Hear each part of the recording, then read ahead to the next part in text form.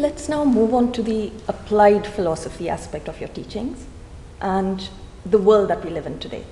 So I'll give you my example. I did my engineering from India about 20 years ago, and I felt like I was living inside a pressure cooker for 4 years, good 4 years. Now, my pressure though, my stress did not come from my home environment. Unlike many people, I was fortunate that way. And even like you, as you mentioned, your home environment was conducive. So I didn't get that pressure from there, but my stresses were created internally, more from that perception of what will other people think, or, you know, I set a bar for myself, I have to keep meeting it, or society, your peer pressure, the establishment putting pressure on you, your teachers. So as students, people go through a lot of different kinds of stresses. And back then also, I used to continuously read in the papers about, you know, students like me who weren't able to take it anymore, and they could find no other option except to take their own lives.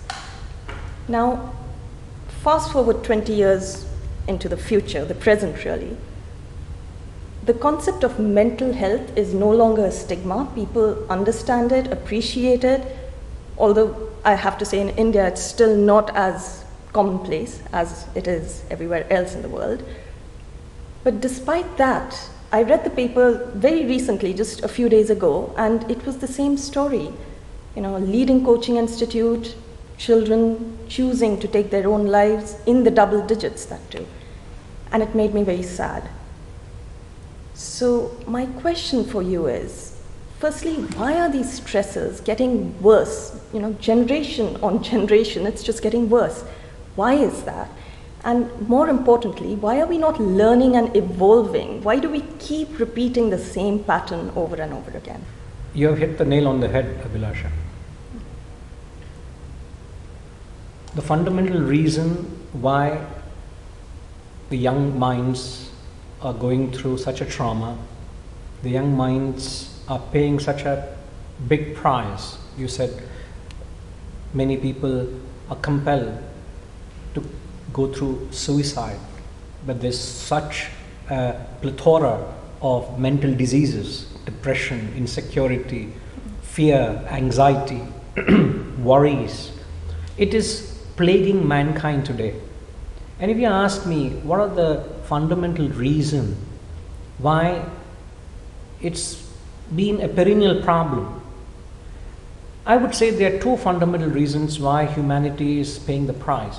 And the fundamental two reasons is ignorance and arrogance. Humanity doesn't realize where they're going wrong.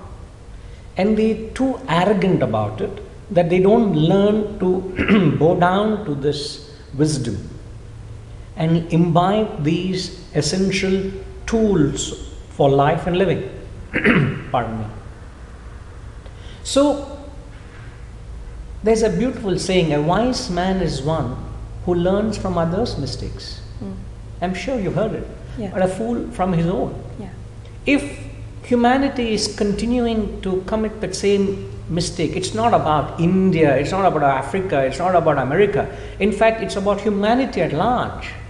In fact, on the contrary, you will realize the most developed societies in the world today are showing glaring imperfections. The more the developed the society, the more the imperfections in a human life. And that's the sad part.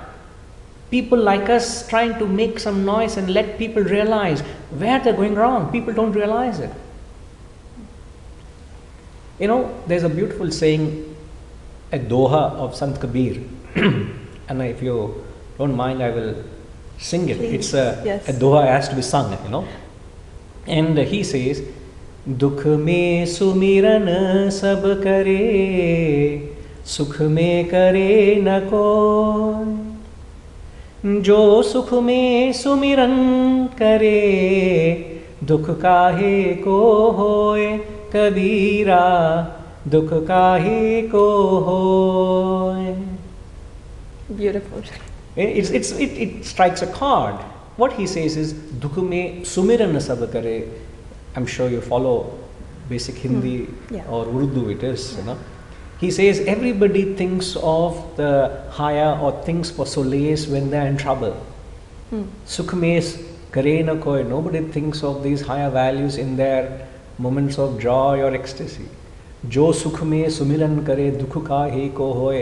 He who invests his thoughts, invests in these higher values in the best moments of his life, where is sorrow for such a person? Where is grief for such a person?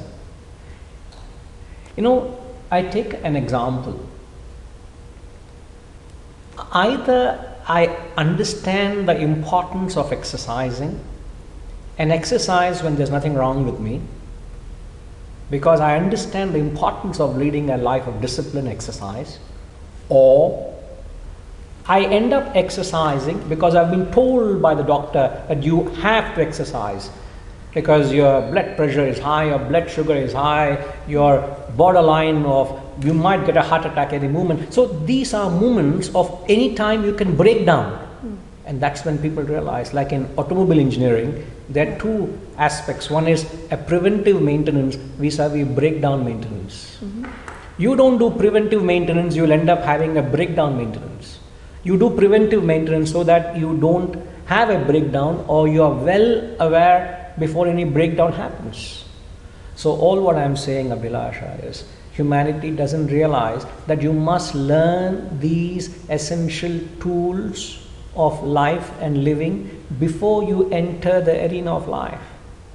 You must learn this in the acme of your life, in the best moments of your life. You must learn this wisdom. And this is not taught nor introduced because the education systems don't have this wisdom. All they get is scholastic education, which gives you knowledge of a specific field. You are an expertise and you make a fun, beautiful living.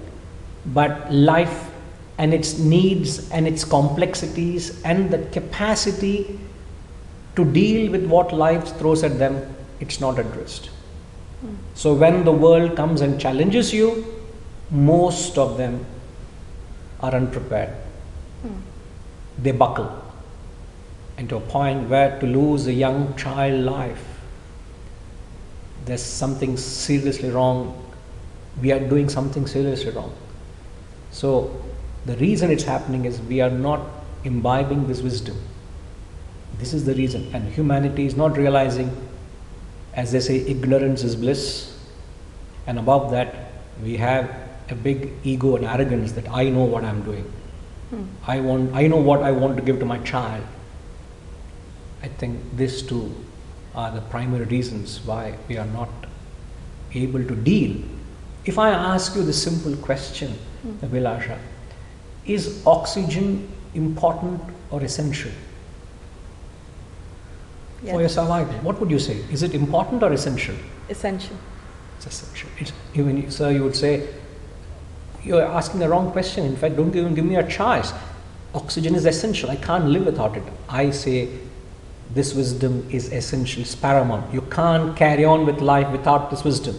And our job is we're trying to make as much noise as possible. Let the world realize and see that your life is paralyzed because you're overlooked this wisdom. So look up to this grand wisdom and imbibe it. It has a solution to all what life throws at you.